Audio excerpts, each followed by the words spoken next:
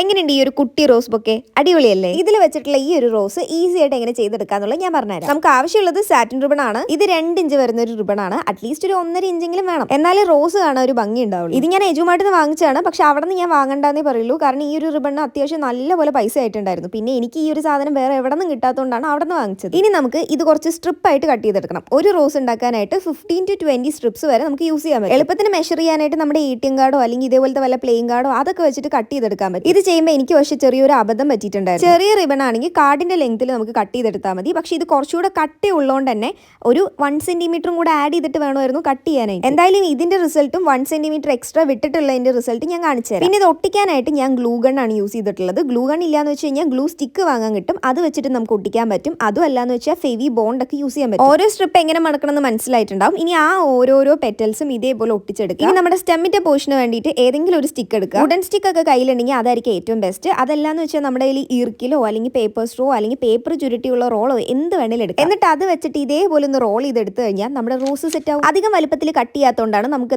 ഇതേപോലെ ഷാർപ്പ് ആയിട്ടുള്ള എഡ്ജസ് കിട്ടിയിട്ടുള്ളത്. ഇനി കുറച്ചുകൂടെ ലെങ്ത്തിലുള്ള സ്ട്രിപ്പ് യൂസ് ചെയ്ത് കഴിഞ്ഞാൽ ഇതേപോലത്തെ പെറ്റൽസ് ആയിരിക്കും കിട്ടുക. നോട്ട് ദ പോയിന്റ്, റിബണിന്റെ കട്ടി കൂടിയോണ്ട് മാത്രമാണ് നമ്മൾ ലെങ്ത് കൂടുതൽ എടുക്കുന്നത്. അങ്ങനെ യൂസ് ചെയ്ത് കഴിയുമ്പോൾ ഇതായിരിക്കും നമ്മുടെ റിസൾട്ട്. ഈ റോസസ് 2 ഇഞ്ചിന്റെ റിബൺ വെച്ചിട്ടും ഈ പിങ്ക് കളർ 1.5 ഇഞ്ച് വരുന്ന റിബൺ വെച്ചിട്ടും ആട്ടെ ചെയ്തത്. അപ്പോൾ എന്തായാലും വീഡിയോ ഇഷ്ടപ്പെട്ടു കഴിഞ്ഞാൽ ലൈക്കും കമന്റും സബ്സ്ക്രൈബും ഒന്നും മറക്കണ്ട.